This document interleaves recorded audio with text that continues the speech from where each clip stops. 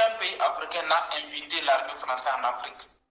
Ils sont venus nous coloniser par la force, tuer nos grands-parents, tuer nos parents jusqu'à ce qu'ils nous donnent une fausse indépendance. Et pendant cette fausse indépendance, dans les années 60 et 1960, et d'autres pays ont eu le courage, comme les Moïse Yamégo, de leur dire de quitter leur sous-préfectorat qu'on les avait confiés de gérer. Parce que c'est maintenant que nous sommes en train d'aller vers la vraie indépendance. Car depuis 1960, on a dit que nous sommes indépendants, mais ce n'était pas une indépendance vraie.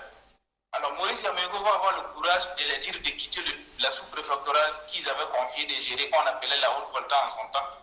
D'autres aussi vont avoir, mais malheureusement, ils vont refuser de quitter le continent africain. Ils ne vont pas quitter le continent africain, ils vont aller rester dans les pays côtiers, tels que Côte d'Ivoire, tels que le Sénégal. Et ils vont aller rester dans d'autres pays côtiers, le Gabon. Ils sont allés rester au niveau du Gabon, ils sont allés rester dans beaucoup d'autres pays. Et c'est eux qui organisaient des coups d'État pour changer des chefs d'État quand celui qui est le plus soumis, celui qui est le plus soumis aux Français n'avait pas de problème, on le laissait, mais dès que tu commences à tenter pour aller vers l'émancipation, pour s'affirmer, les Français amenaient une caravelle pour faire un coup d'État, pour débarquer un tel et y remettre un tel pouvoir. Ceci va évoluer jusqu'à ce que cet événement de terrorisme va commencer véritablement en Afrique, où nous avons vu le 11 septembre 2021 et où Ben Laden est allé bombarder les États-Unis. Alors à partir de là, dans les années 2002, ils vont commencer à dire que oui, ils vont faire suivre la lutte antiterroriste à nos soldats. Moi, en son temps, au Burkina, je ne comprenais rien. Il dit, mais il y a quoi qu'on appelle terrorisme? Et on nous amène pour les faire. Donc, avec l'événement des terroristes, nous avons vu comment la France elle-même prenait parti, parce qu'avant d'avoir le terrorisme avec les actes de l'Union, où la France soutenait les rebelles contre les gouvernements élus. On en a vu au Rwanda, on en a vu en Centrafrique.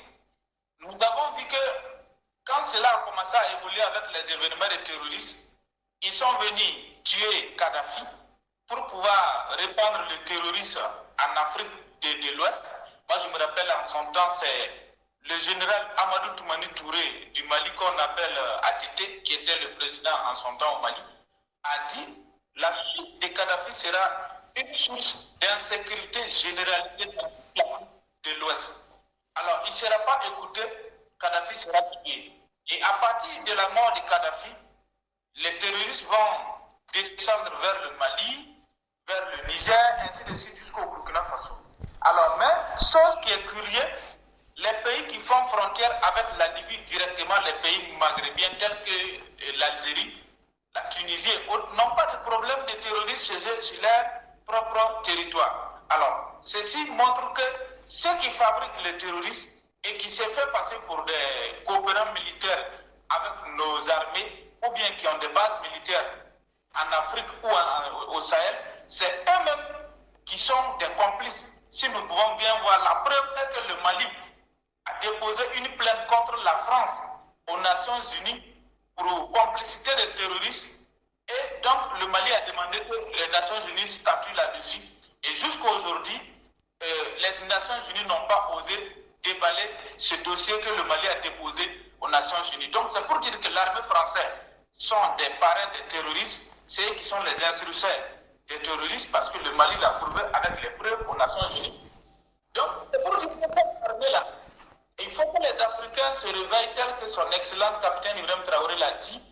Il faut qu'on se réveille, parce que si on ne se réveille pas, de la même manière qu'ils sont venus nous coloniser par la force, ils ne sont pas prêts à partir.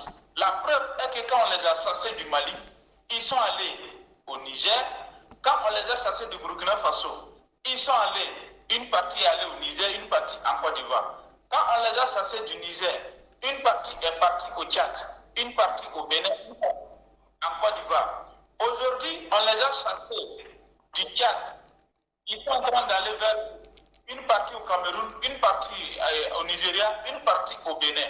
Donc, c'est pour vous dire que cette armée française Jusqu'à preuve du contraire, ou à l'heure où nous sommes en train de faire cette émission, ils ne sont pas encore prêts à quitter le continent africain. Et que c'est le moment pour tous les pays africains de se joindre aux pays de l'AIS pour qu'on puisse les mettre définitivement hors du continent. Tant qu'ils ne seront pas hors du continent, nous n'aurons jamais la paix. Merci bien donc pour...